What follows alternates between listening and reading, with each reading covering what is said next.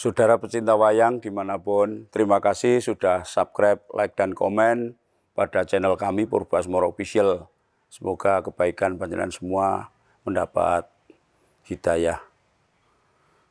Terima kasih. Dan kali ini mau ngobrol sebentar tentang wayang yang pada akhirnya tercapai keinginan saya, yaitu untuk mewujudkan simpingan wayang hewan atau wayang kewanan atas doa dari panjenengan semua yang kali ini sudah saya wujudkan dan saya gelar. Saudara sekalian, jadi sebenarnya kalau zaman dulu ada wayang yang namanya wayang kancil, dan sekarang pun mungkin masih ada yang melestarikan. Dan wayang kancil itu, tapi wayangnya biasanya wayang natural. Natural itu biasanya ya tidak merabot, coreannya seperti gajah ya tidak memakai kopiah dan sebagainya. Pokoknya wayang hutan lah. Mau gajah ya gajah alasan seperti itu lah. Ini saya mencoba saya satukan menjadi satu antara hewan wayang dan hewan natural, itu saya jadikan satu. Itu pun masih saya tambah lagi dengan hewan-hewan di luar Indonesia, misalnya hewan Afrika. Karena kami ingin memang supaya wayang hewanan itu agak komplit lah. Nah, itu di paling depan kan ada jerapah, ada unta, dan ada gajah Afrika, dan ini ada hewan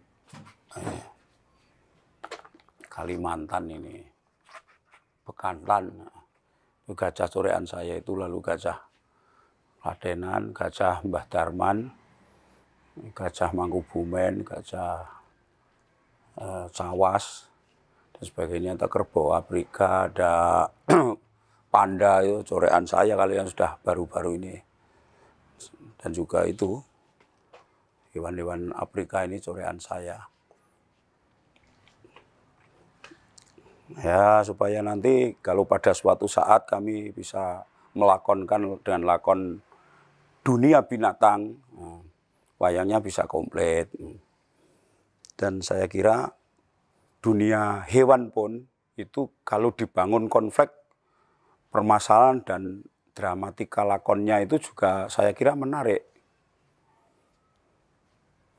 Karena semua makhluk hidup itu kan mempunyai permasalahan. Toh juga nanti permasalahan di dalam dunia hewan itu kalau disuguhkan dalam bentuk pertunjukan wayang, ya pasti menggarap masalah-masalah pesan moral, pasti itu kan.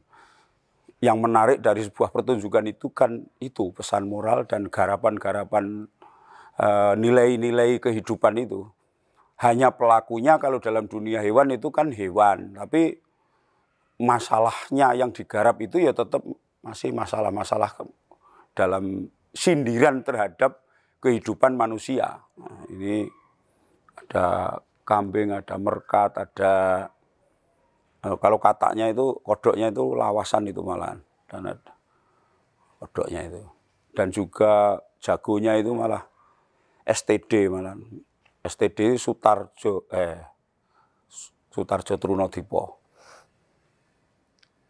Tuh, awas. Ini kuda yang paling viral itu aslinya kan ini. Yang sampai seluruh dunia ada pasti kuda yang seperti ini bentuknya, itu aslinya ini. Nah, tuh saudara, ini bagian simpingan kanan. Jadi maksud saya supaya kemarin itu saya kelompokkan bahwa yang simpingan kanan itu hewan-hewan pemakan tumbuhan. Maksud saya begitu, tapi ternyata ya masih ada Garuda seperti itu kan nggak makan tumbuhan, makannya bangkai dan sebagainya. Tapi ya paling tidak yang 80% atau 90% yang pemakan tumbuhan ada di kanan. Nah, yang di bagian kiri nanti itu yang pemakan daging. Kayonnya, kayon lingkungan hidup itu kan yang di bagian tengah itu kan coreannya Pak Dr. Bambang Suwarno, setahu saya yang tengah, tapi aslinya tidak di pengku itu aslinya. Nah, terus kanan kirinya pohon. Nah, terus itu mulai simpingan kiri yang terkecil itu ada anjing, ada luwak, ada kucing, anjing, landa, ada anjing Afrika dan hewan apa itu termasuk ikan karena walaupun ikan itu hewan air tapi ya tetap saya ikutkan itu termasuk ini komodo, buaya, buaya lawasan dan ikan apa ini baruno mungkin ya. Ada celeng-celeng semula saya ikutkan di kanan tapi kirinya kan kurang banyak dan ini termasuk hama ya enggak apa-apa masuk kiri. Dan ular, lalu celeng, ada hewan Afrika lagi, hyena, citah, dan pakainya harimau-harimau wayang, itu, termasuk wayang lawasan, dan juga ada singa, ada macan tutul leopard, ada joto suro, tompakane lembu suro. Tuh ada yang patihnya tumenggong, itu ikan yang dulu keluar lihat lakon Laire Matsopati ini keluar ini. Bagian menyeroi. Ada beruang, ada ini lalu kok bandengnya di kiri ya ini karena bandeng buta, bandeng galak. Ada kuda nil, ada apa itu? Badak dan singo raja. Wah, rojo singo. Nah, itu. Jadi ya lumayan sudah panjang karena ini deboknya aja keluarnya sudah sangat banyak. Ya mungkin kapan-kapan bisa dilakonkan. Dan lakon bisa mandiri dalam arti khusus dunia binatang bisa. Misalnya kalau zaman dulu kan ada lakon Kancil Krido Martono itu dalam lakon wayang kancil. Nah, tapi dalam wayang Purwopon itu ada yang mengeluarkan hewan itu banyak. Misalnya kalau lakon itu yang Gajah Marapah itu, Kidang Bertandang itu. Dan ada apa itu yang Dwi Hasto atau apa itu. Ya, dan juga banyak mungkin lakon-lakon yang babat-babat hutan itu kan banyak juga mengeluarkan hewan. Tapi saya mungkin tertarik untuk membuat lakon baru tentang wayang kewanan ini dengan lakon ciptaan baru yang menggambarkan satu konflik di dunia binatang itu sendiri dan mungkin lakon kedua konflik antara hewan dan manusia tentang perebutan lahan, habitat yang hubungannya dengan lingkungan hidup. Itu kan bagus sekali kalau bisa menggarapnya. Jadi konflik. Sehingga di sana bisa disisipkan pesan-pesan yang bisa memberi wawasan kepada kita semua bahwa kita harus mencintai alam semesta termasuk hewan dan tumbuhannya supaya jagat ini lestari. Sebenarnya wayang apapun itu semua adalah pesan. Sehingga apabila dicermati dan digarap dengan muatan-muatan yang bagus, saya kira juga bagus. Dan disajikan dengan totalitas, baik secara garap lakon, garap sanggit, dramatikanya, dan penokohannya, dan sebagainya. Karena kalau di dalam lakon itu sendiri, supaya bisa luluh, ajer, lebur menjadi satu kesatuan yang harmonis antara garapnya itu.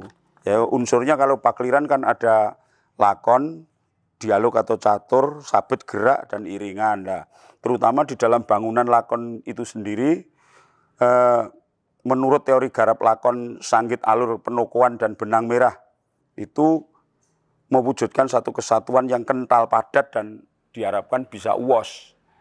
Kalau uwos itu yang bisa bermakna, bisa banyak yang kita petik dari sajian itu sehingga mampu menambah pengalaman jiwa. Itu.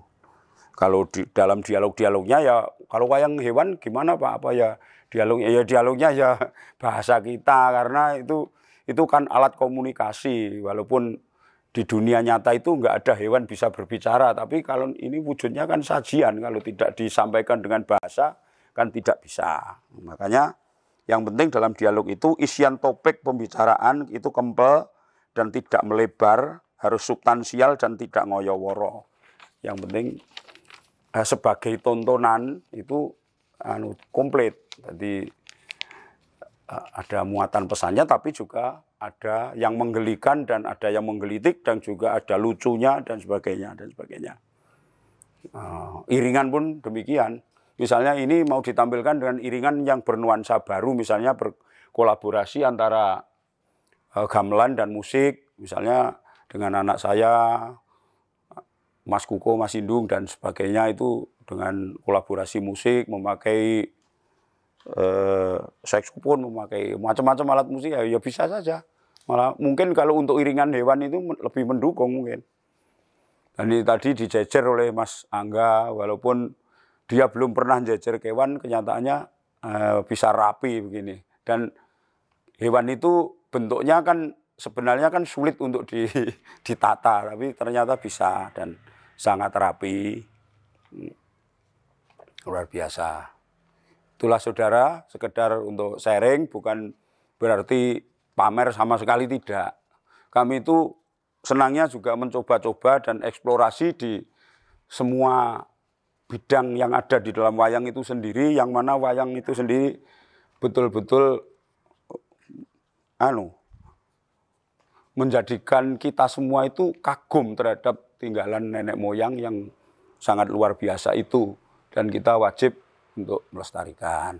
Silahkan datang ke sanggar kami Mayangkara, dan di sini seperti yang sudah saya share, sudah ada galeri wayang, itu tidak temporal, itu selamanya ya ada di situ galeri itu. Sehingga Anda pun kalau sambil nonton wayang mau lihat galeri wayang pun bisa. Kapan pun bisa, dan itu sepanjang masa di situ.